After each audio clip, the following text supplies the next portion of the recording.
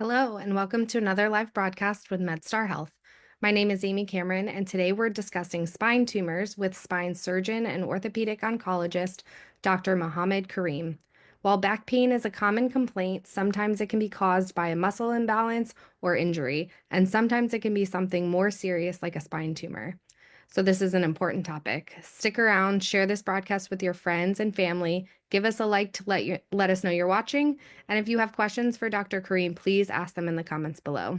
Welcome, Dr. Karim, and thank you for joining us. Before we begin our discussion, will you please tell our viewers a little bit about yourself and your experience? Sure. Thanks so much, Amy. Thanks so much for having me, everyone. I'm Mohammed Karim. I grew up in Maryland in the Montgomery County area. I left a long time ago and did a lot of my training in Boston for residency at Harvard and then medical school at Harvard. I then went over to Canada to our friends north of the border and trained in spine surgery in Vancouver, which was a wonderful experience. I then went to Mayo Clinic, where I specialized in orthopedic oncology and joined the staff there and stayed on staff there for a few years until my wife and I were lucky enough to welcome our first child about a year ago, and it was time to return back home to Maryland. So now I'm back in Maryland at MedStar Health and seeing and caring for patients with musculoskeletal, bone and soft tissue tumors, cancers throughout the entire body, arms, legs, pelvis, tailbone, sacrum, in addition to the spine as well. So I'm really looking forward to my practice here and to speaking with you this afternoon. Awesome. Thank you so much. You have quite the background. And welcome back to Maryland. Thank you. So you're specialized in two overlapping but distinct specialties. What are the differences? And on the flip side, when does your expertise in both areas enable you to provide improved care? Right, thank you. It's really a unique background that I have. I'm an orthopedic surgeon. I'm an orthopedic oncologist, which is a really tiny subspecialty within orthopedics, in which we take care of patients who have cancers and tumors in their bones, literally pretty much any bone in the body. Most often that's, the thigh bone or the arm bone, humerus, femur, things like that. And so that's what orthopedic oncologists do. We take care of bone and soft tissue tumors, lumps and bumps that occur around the arms and legs. So that's a field that I really enjoyed getting into when I was in my training as an orthopedic surgeon. I enjoyed taking care of patients who were going through a tough time with new cancer diagnoses or cancer that had spread throughout their body. So I really fell in love with taking care of people with cancer. So orthopedic oncology was a natural fit for me. Spine surgery, in which I'm also trained, I enjoyed spine surgery for sure, but what I really found was a gap that when patients had spinal tumors, orthopedic oncologists don't typically treat the spine because they're not spine surgeons. So I said to myself, if I really want to provide comprehensive care to patients with cancer, when that cancer occurs in the spine, I want to also be comfortable and capable of taking care of that as well. And that's why I chose to also train in spine surgery. And so they are two distinct fields, but they do overlap in many ways. But specifically for me, with regards to cancer patients who may have tumors or cancers that occur not just in the arms, the legs, the pelvis, but also in and around the spine. And so I saw that as a gap. And I was lucky to have some mentors who felt the same way as me and were also, we say, dual fellowship trained in orthopedic oncology and spine surgery. There's a handful of us across the country. And I fell in love with that. And that's what I chose to do and love it. That's awesome. Thank you. As we prepared for this broadcast, you shared a surprising statistic that back pain is the first symptom felt by 20% of patients with a new diagnosis of metastatic cancer. Can you please elaborate on this? Absolutely. So it is a sobering statistic, and I'll clarify. So, as we talk about cancer, what makes cancer cancer is its ability to spread to different parts of the body. So, the most common kinds of cancer that we all know about and talk about breast cancer, lung cancer, prostate cancer these are cancers that occur in an organ, a breast or a prostate or a lung. And then what can happen to that cancer is it can actually flick off little seeds that spread to other parts of the body. And one of the places that those seeds can land is in the spine. And within the spine, a little seed can land, it can start to grow into a tumor and it can cause pain. So sometimes patients don't even know that they have prostate cancer or breast cancer or lung cancer. They just have terrible back pain.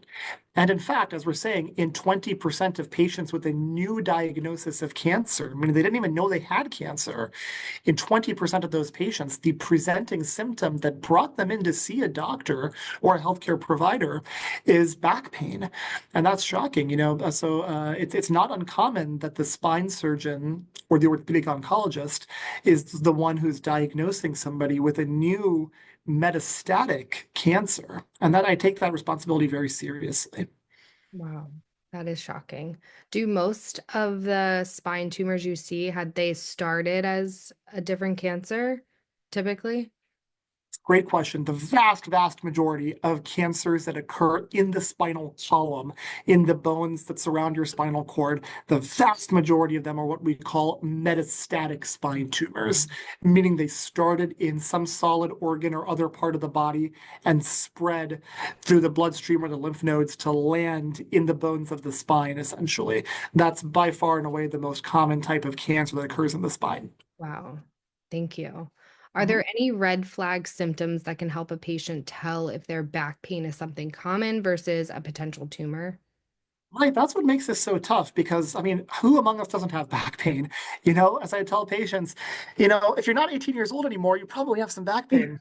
And that's what makes this tough. But you know, I think we all try to get it, we all have a little bit of a sense of what a general, I threw my back out, I did something.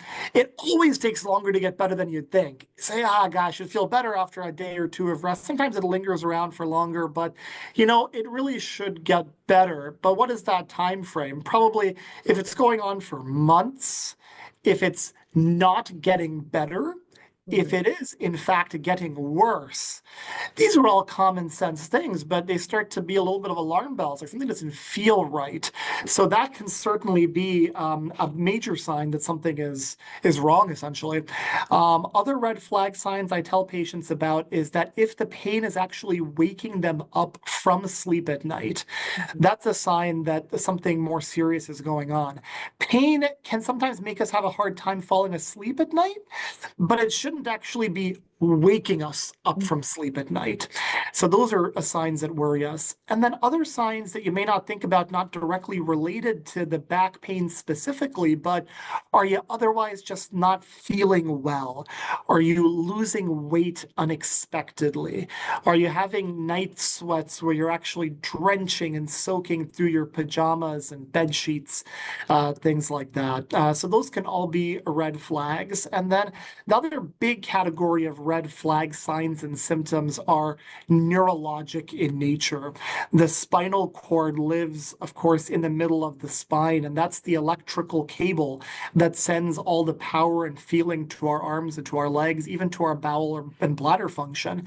And so, if you are starting to develop frank altered sensation, numbness, pins and needles, weakness, inability to walk, feeling unsteady on your feet, hands not working right, or even losing control of your bladder function, not able to feel in that area. Those are all very concerning signs and symptoms that should actually bring you to the emergency department with things. And cancer isn't the only thing that can cause these things, but it certainly is, again, another red flag in general for spine care. Okay, that's very helpful. Yeah. So let's say a patient is concerned about their back pain. Where should they go? And you mentioned ER for certain things, urgent care, a PCP, or a specialist. Where should they start? Great question. I mean, it can be confusing. You know, our healthcare system is so confusing to navigate anyway. And then when something scary happens, we're even more confused sometimes. So I think everybody's situation is different. And as you said, so the symptoms and the severity of the symptoms really dictate it. Certainly, if you're having trouble walking because your legs aren't working, you can't feel your legs or your arms, you're losing control of your bowel or bladder function, those are emergencies Mhm. that you need to go to the emergency room for. And I tell patients, certainly if something that alarming is happening, most patients would in fact find that very scary and alarming, and they would probably bring themselves to an ER. So I empower patients that if you're that concerned because you are truly losing function, you do need to go to an ER and not wait for an appointment with anyone. Otherwise, if it's the type of thing that's been lingering for longer than you'd like and not getting better, then it is reasonable to start with your primary care physician. Hopefully, most people do have PCPs, but some people don't, and that's okay. And then it does become, how can I get access to the healthcare system quickly? Maybe it is urgent care, or some avenue like that. Do you need to see a spine specialist first? That's certainly an option. Certainly if it seems like something seems very wrong, that's certainly an option to contact a spine specialist. It sort of depends on what your relationship is with the healthcare system, with your primary care team, et cetera. Yeah, that's how I would go about things. Okay, that's helpful. What is the process or processes that patients usually go through before a diagnosis of a spine tumor? Right. So it depends. I see patients who may already know they have cancer, for instance. So I may see somebody who knows they've got prostate cancer. And in fact, they actually even know that they have metastatic prostate cancer. They've been living with metastatic prostate cancer, but now their back is starting to hurt. This usually comes to the attention of a primary care doctor or provider or a medical oncologist, somebody who's been taking care of them for their cancer. And they say, gosh, we know that you've got metastatic cancer and your back is starting to hurt now. That's suspicious. And then somebody gets a scan that shows something going on in the back, and then they'll refer to somebody like me to evaluate further. So that's one of the ways how things might happen. Another way things might happen is you don't know you have cancer, as we spoke about. You just have some concerning back pain or neck pain. And then you do see a doctor or a provider and you get x-rays or a CAT scan or an MRI or some combination of these that shows a problem or a suspicion of a problem. And then you get referred on down the correct pathway to getting that worked up appropriately. Okay. What are the different types of tumors? Right. So, as we spoke about, the most common category of tumors is a metastasis. So, something that started somewhere else in the body and spread to the spine. That would be called a metastatic kind of cancer that's occurring in the spine. And the other category are primary spinal tumors. Those are tumors, and some of them are cancerous, some primary tumors that actually occur within the bony elements of the spine, meaning they didn't start somewhere and spread to the spine. They're actually arising from the spine or the elements around the spine. Those are much, much rarer, much, much rarer. Some of those are benign. There are some benign or non-cancerous tumors that can occur around the spine. And they can be painful, they can be destructive, they can cause all sorts of problems, but they're not cancerous. They won't spread all over your body or compromise your life potentially. And then very, very rare would be primary spinal cancers, a cancer that began around the spinal cord, within the spinal cord, in the bone, didn't spread from anywhere else to it, but began in there. And we approach the treatment of those patients differently because that's not a widespread process necessarily. Now it's a localized process, and those are much, much rarer. The category of those are often called our sarcomas, in fact. Okay. Thank you. What are the causes of spinal tumors? Are there any indicators or lifestyle factors that may put someone more at risk? Great question. So if in terms of metastatic cancers, it would be the same risk factors that put somebody at risk for having lung cancer or having breast cancer or having prostate cancer. So the same things that put you at risk for those kinds of cancers would be the same things that put you at risk for those cancers, unfortunately, then spreading to your spine potentially. In terms of sarcomas or cancers that begin within the spine itself, those there are some genetic conditions that have predispositions or make somebody more likely to have that. But again, those are incredibly rare. These are incredibly rare tumors to begin with, and then to have a genetic predisposition would be even rarer. Mhm. So the vast majority of spinal sarcomas, already a very rare category, are essentially just spontaneous occurrences that didn't occur for any particular reason. Now, we are seeing some patients who are living longer and longer after, for instance, breast cancer that may have been treated with radiation or prostate cancer treated with radiation. So we do know that prior radiation treatment, if the spinal column is within the area that received radiation, that can predispose actually to the development of a sarcoma decades later, actually. Wow. But again, these are rare situations. For the most part, they're spontaneous occurrences. Okay. Are there certain cancers you see more? So you mentioned like breast cancer and prostate cancer. Are there more common ones that spread to the spine? Those would be the two most common that spread to the spine, actually, and not just to the spine, but to actually any bone within the body. So we call those skeletal or bone metastases. And breast and prostate cancer are probably the two most common types of tumors from solid organs or solid tissues that spread to bones of the body. And the spine is one of those Mhm. places where we have a lot of bones, fortunately or unfortunately. And so there's just a lot of opportunity for the tumors to spread there if they're going to spread. The other category would be so-called hematologic malignancies or cancers that occur in the blood elements of the body. So one example of that might be something called multiple myeloma.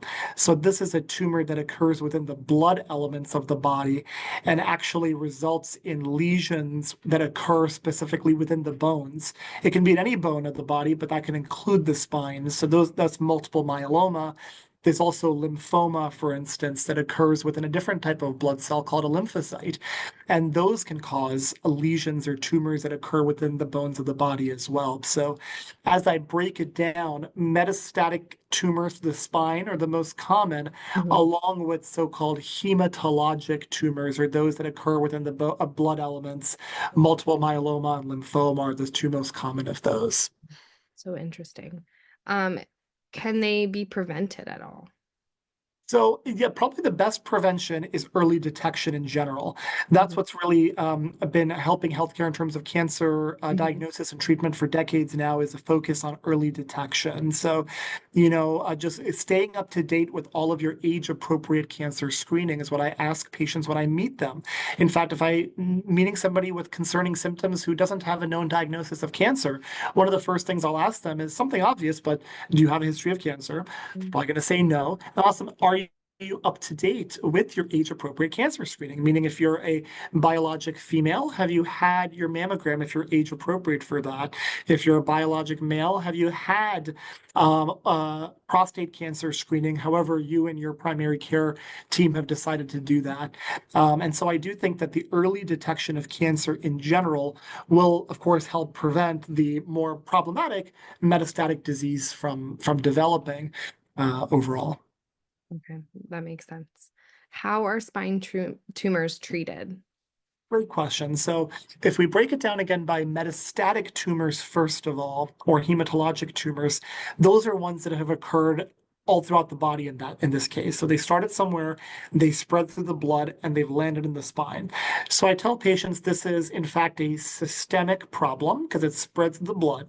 So fundamentally, you need a systemic treatment, and that's what the medical oncology colleagues do. Is they talk to patients and they help them with the systemic treatments. And those can be scary words like chemotherapy, although nowadays we also have other kinds of treatments that are less toxic, like immunotherapies and targeted treatments, but inherently something in the blood to treat the overall systemic problem. And then we talk about the localized treatments to the spine tumor itself. And those things are complementary. We have to work as a team with the medical oncologist to say, hey, you're going to recommend this systemic treatment, but they're also dealing with really bad back pain that's a local problem from the tumor dissolving the spine. So, how do we work together? You treat the overall problem while I work on the local problem. Do we take turns? Do we go the same time? We have to coordinate that. So, what are the localized treatment options for metastatic spine tumors?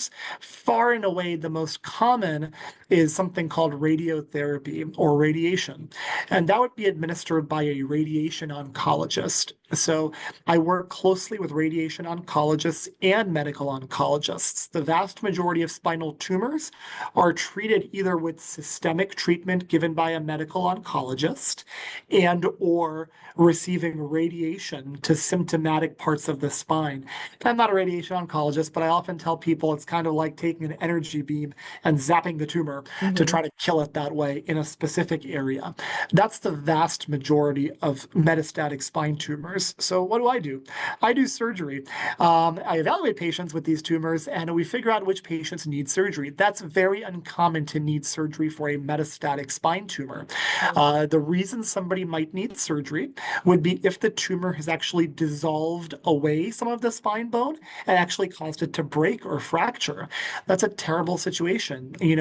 If the spine bones are actually broken or fractured, or if they're about to fracture, pain is one of the ways the body tells us the bone may be about to fracture because most tumors actually dissolve the spine and make it weaker, and that can predispose it to breaking.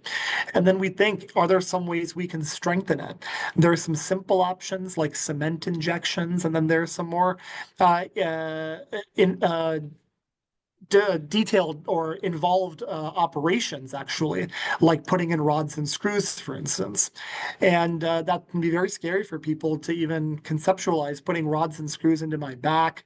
There are modern ways we can talk about it, trying to do that minimally invasively and things like that. But that's sort of the spectrum of how we look at things. If somebody's got a spinal tumor, can we treat this without surgery, with systemic treatment and radiation?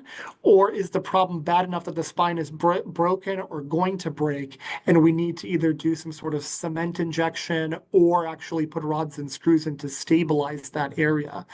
The second reason that somebody might have surgery for a metastatic spinal tumor would be if the tumor has actually burst out of the spine bone itself and is actually pushing on the spinal cord. The spinal cord, again, is that critical electrical cable that powers our body. And if there's a cancer or tumor that's actually pushing on the spinal cord, that can be very concerning in terms of somebody losing the ability to move their legs or arms. Even bowel or bladder function can be compromised. That's why those are emergencies that people need to present to the ER to be seen for. If somebody's got cancer pushing on their spinal cord, we know that the most reliable way to prevent that loss of leg or bowel or bladder or arm function from continuing to get worse is usually with surgery to pull the cancer away from the spinal cord, put rods and screws in, and then usually then at that point go back to radiation and systemic treatment. So that's where we talk about the coordination of care is critical between all the specialties to make sure we're individualizing the care for the patient and deciding what each patient needs. So that's the long-winded summary of metastatic spine tumors and how we treat them. The flip side is then primary spinal cancers, which again are the extremely rare sarcomas that we sometimes see in and around the spine. Those cancers they've arisen around the spine, so they didn't start somewhere and spread. They're in the spine to start off with. So the first thing that we do after we make that diagnosis, which could involve a biopsy, is we see if it's spread anywhere by doing different kinds of scans. The most common place that a primary spinal cancer would spread to would be the lungs. So most commonly, we would get a CAT scan of somebody's lungs to see if it's spread. And if it hasn't spread, then that becomes a curable scenario.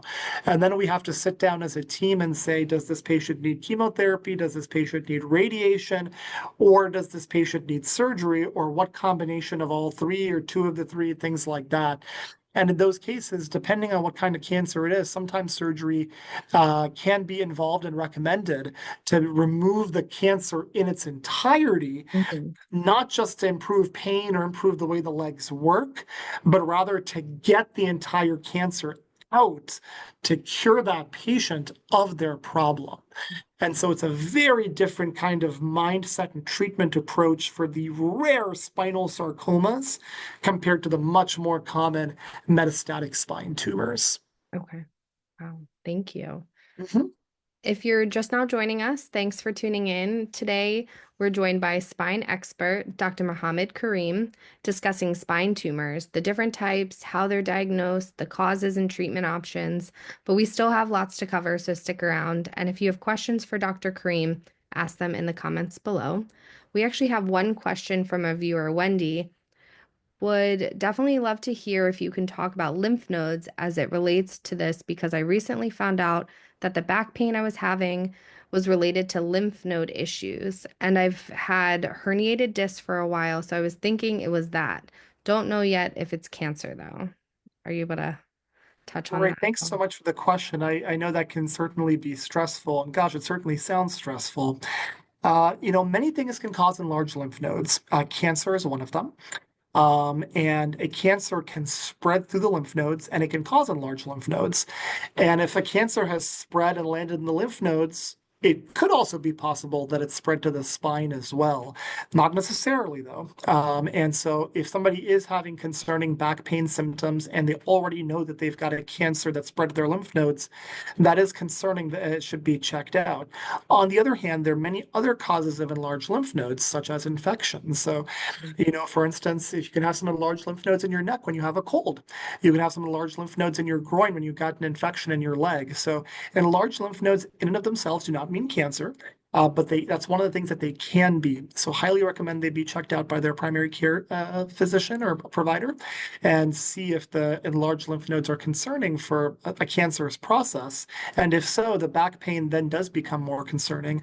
Although, again, most commonly, a disc protrusion or a disc problem would be a far more likely cause of back pain than cancer, even still. Thank you so much. Let's get back into our questions. Can you provide a very basic overview of the most common types of surgical repairs? Sure. So I think we talked about it a little bit. We'll go into some more details. So for patients who present with the spine bones being dissolved by metastatic tumor. So for instance, a breast cancer spread to the spine, causing really bad back pain, let's say between your shoulder blades. We call that the thoracic spine.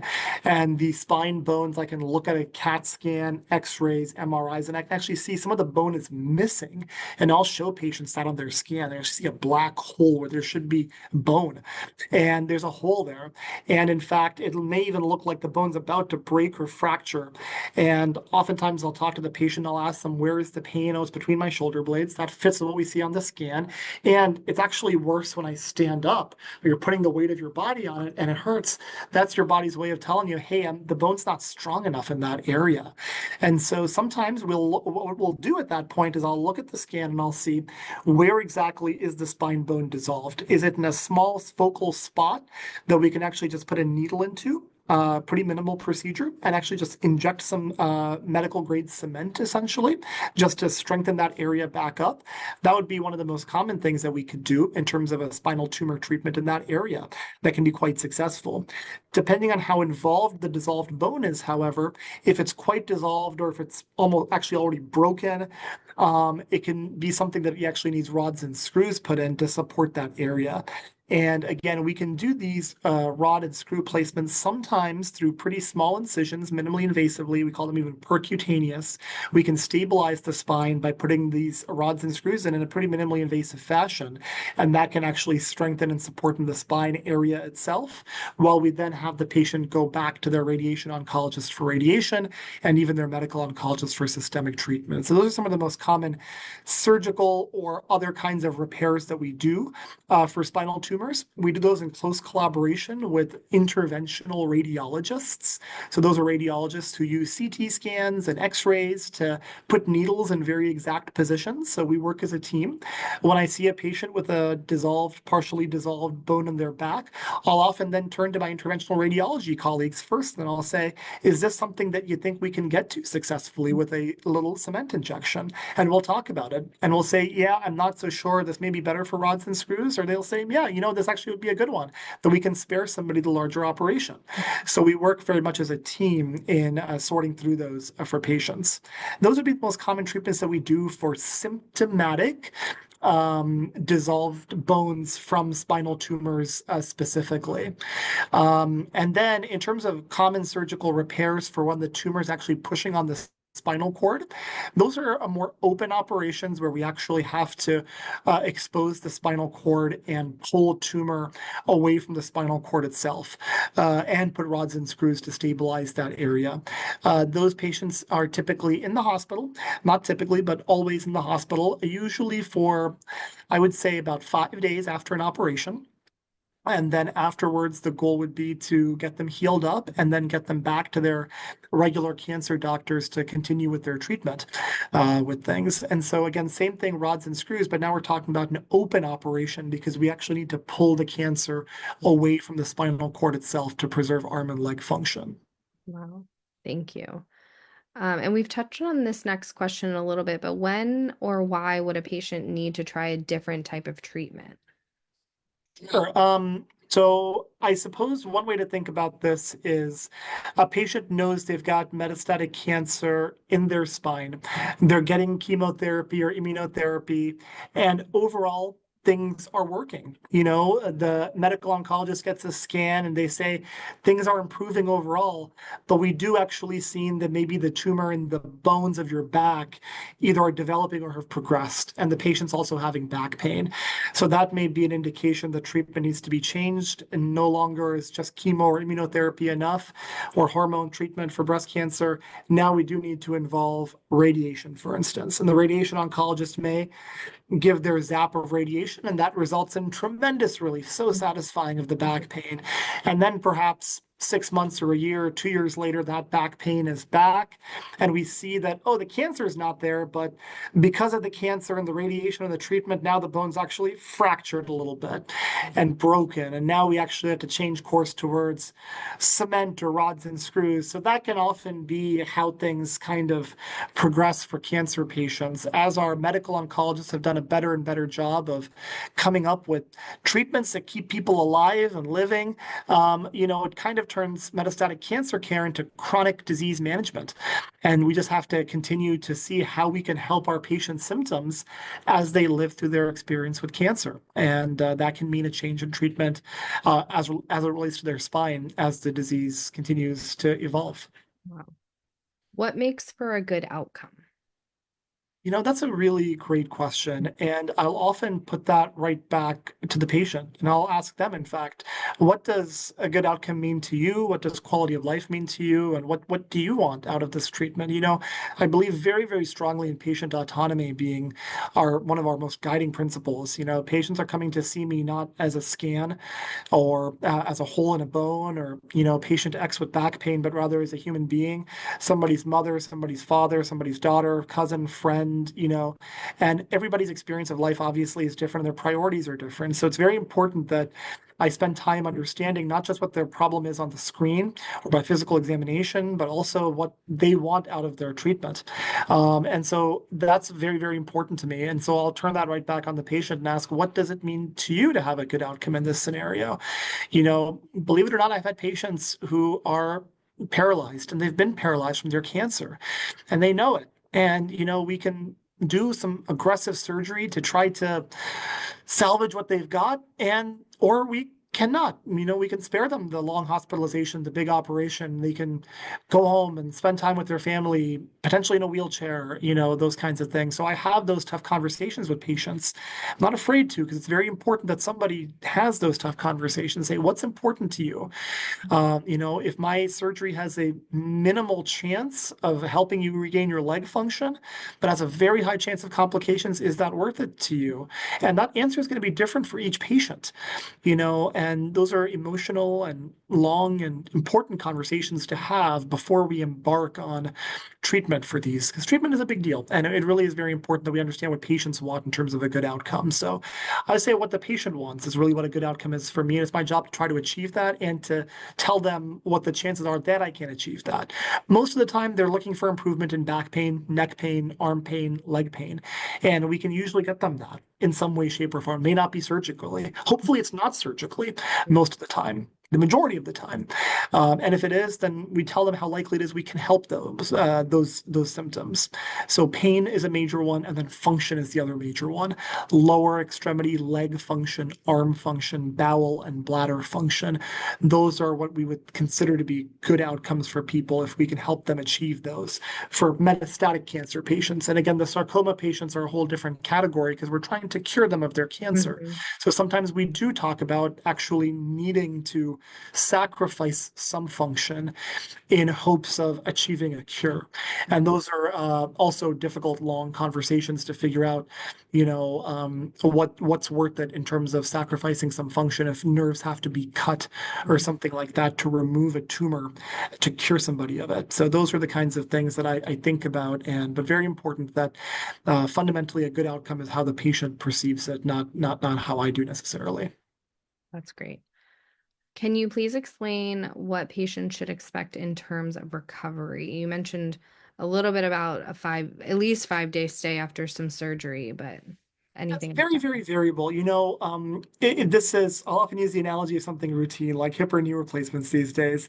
You can have a pretty Mhm. good sense of what your recovery should be like after a routine hip or knee replacement. We just gotten that so so well down that we can help patients through that. Even a routine discectomy from the spine or a lumbar spine fusion. We've got pretty good treatment algorithms and Mhm. pathways and predictions as to how long someone's going to be in the hospital, if they're even going to be in the hospital nowadays or go home.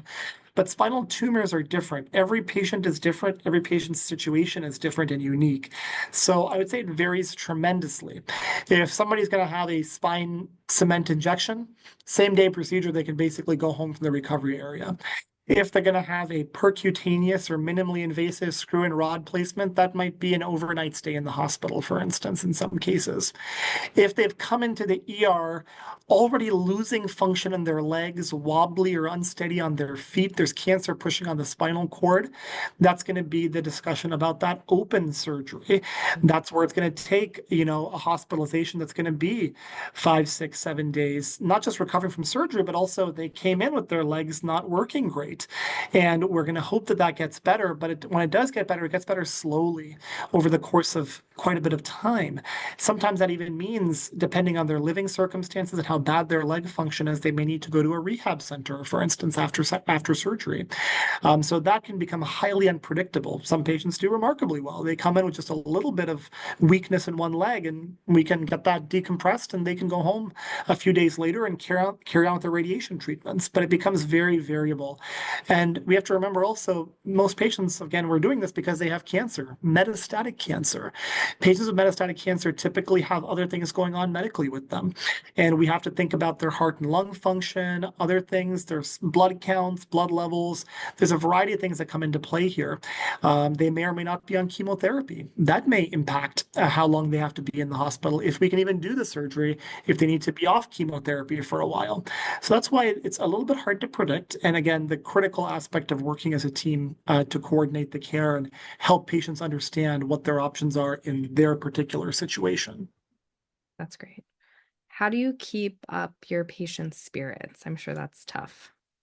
Yeah, this is what I do for a living. I tell patients that what I do is I treat cancer, and this is very, very important to me. I'm not a quote just a surgeon. I'm their cancer. Mhm. I'm a member of their cancer care team, and I try very hard that they for them to understand that I don't want them to see me as a technician that's going to help with a problem and then disappear. I'm with them from that scary moment all the way through whatever they need. Even if they don't have surgery, I still want to check in with them and see how they're doing. If they have surgery, we're going to check on them frequently along with their team. So, fundamentally, one of the most important things, first of all, the patients first, we develop a sense of trust with one another for the situation and for the problem. Once we have trust, then we can, share the emotions and the difficult circumstances together because we do have some trust. Patients face difficult situations with these diagnoses, and they need a variety of people that they can talk to. And different physicians, different healthcare professionals provide different aspects of support and emotional support and care at different moments. And so I take it very seriously, my obligation to help patients through those difficult times if they're despondent about the fact that their legs are not working. Help them be realistic about what they can expect. Be hopeful for when we can make them better, but also realistic for when we can't. I tell patients I'm very honest and straightforward with them because that's what they deserve. Sensitive, but also honest and straightforward and realistic about what their expectations are. Oftentimes, I find I'm the only one in the care team who's willing to tell them that their legs may not work again. And I want them to be able to plan their life accordingly. So I take that seriously in terms of being able to share that and be honest about what their expected outcomes are. And I find that often lifts people's spirits, ironically, because knowledge is empowering and Right. straightforward knowledge is very, very empowering. And then we also celebrate the victories, we celebrate them enthusiastically and with each step of the way. Sometimes, it may be a small victory. It may just be, hey, this wound that we've been struggling with after radiation and surgery is finally healing. And it feels like they've been going through this and that for months just to get a surgical wound healed, and now they're healed. We got to celebrate that. That's important. So all these things are important, and that's why I tell them that my job is to hold their hand sometimes and literally jump off a cliff together. We don't know what we're going to hit along the way, but I'll be there with you, holding your hand as we encounter various obstacles along the way. That's so nice. And related, as an orthopedic oncologist who sees life-threatening challenges every day, how do you manage your own emotions? Yeah, that is tough. I've grown up with some personal experience with cancer, so I know from being around family members who have had cancer, the emotional toll that it takes. I that can be draining, but it can also be empowering to help you relate to your patients and understand better what they're going through. And then, it helps you not take life for granted. When you see patients suffering with cancer, you don't take life for granted. You work on that work-life balance. I've got, a wife who's a surgeon as well, and a one-year-old daughter, and we certainly don't take life for granted. One of the reasons we chose to move back home to Maryland is Hmm. because we wanted to be around our family. We wanted to raise our daughter around our family, and so. Yeah, I take time for myself and my family to keep myself energized and to recognize that every day is a gift. And my patients remind me of that every single day. And I'll often have long conversations with my patients about things like that. What are they doing? What have they done for the past since the last time I saw them? What have I been up to? And it's fun because you Yeah, realize that this is life. We're fundamentally here because life is fleeting, and we want to be able to help everybody enjoy what time they have with their loved ones. that's so awesome. Thank you. Mhm. Is there any surprising or recent science that guides your decision making? Or so much, a ton, in fact. There's so much to talk about when it comes to cancer care and advancements, and so much of it is what our medical oncologists are achieving, and research into systemic treatment options. We're patients who, lung cancer is a great example. Patients with metastatic lung cancer had very poor survival rates not too long ago.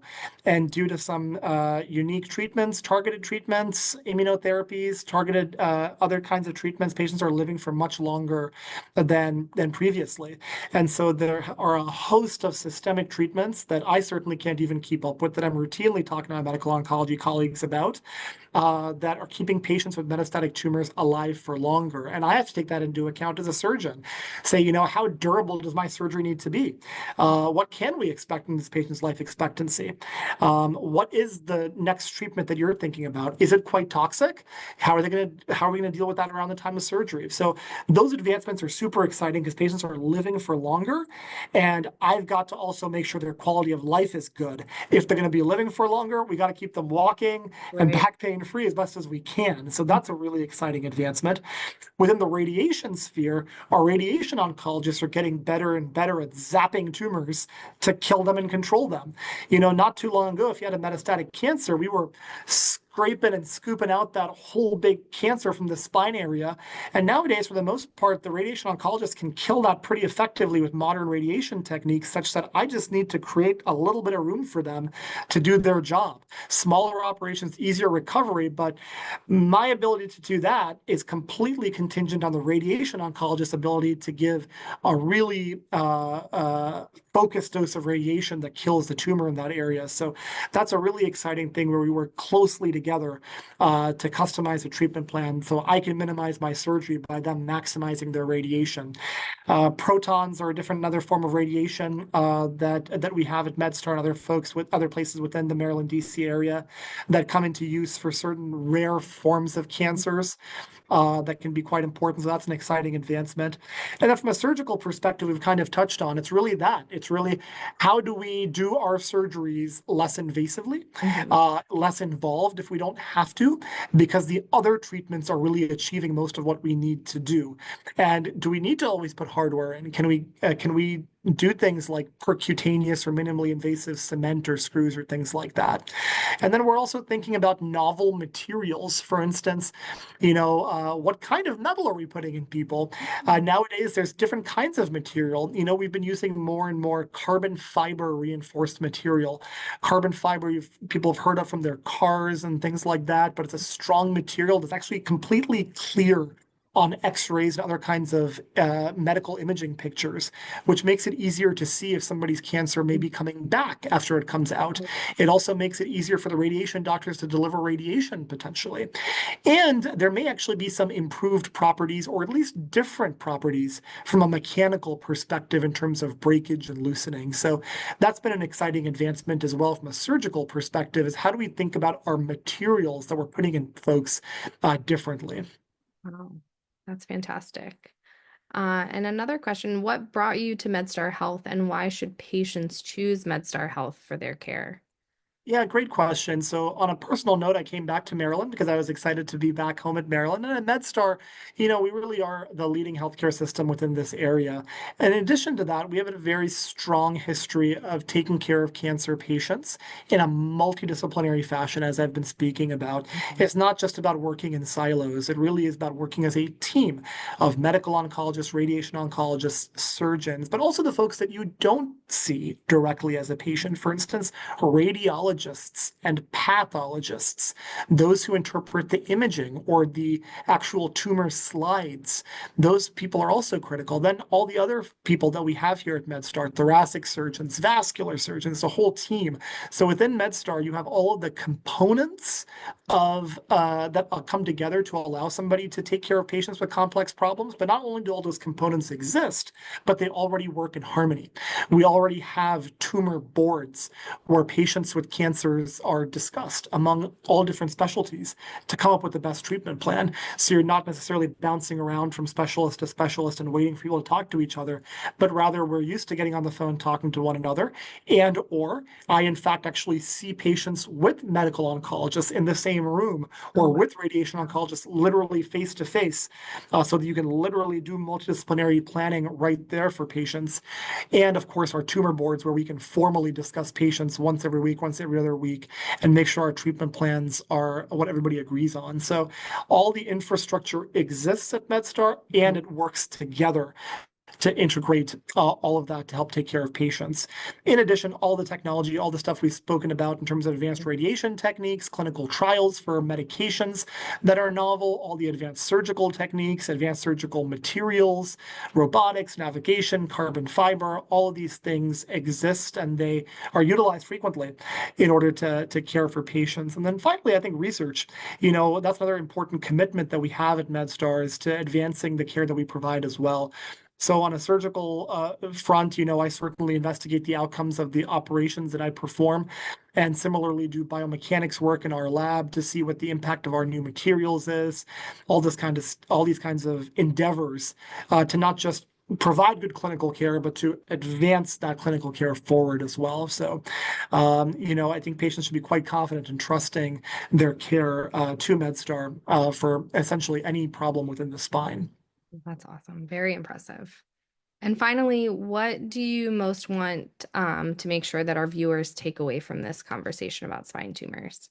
Yeah, thanks, Amy. That's a really nice question. I think, first of all, I thank our viewers for their time. It's a scary topic, an emotional topic, because if you have cancer, then you know you're already scared. And if you're afraid you have back pain that's concerning, you're also afraid. So no matter what it is, anybody watching this is either nervous or they're going to be there. They may be even more nervous, with things. So I want them to know is that there are folks around who can help you navigate the fear or anxiety you may be experiencing.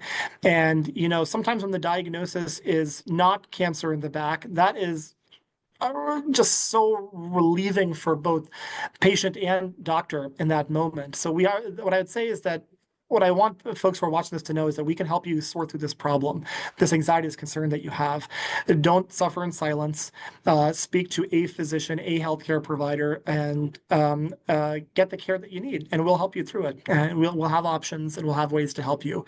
If it's something scary, we'll help you through it, and you will feel better. That's great. Thank you so much.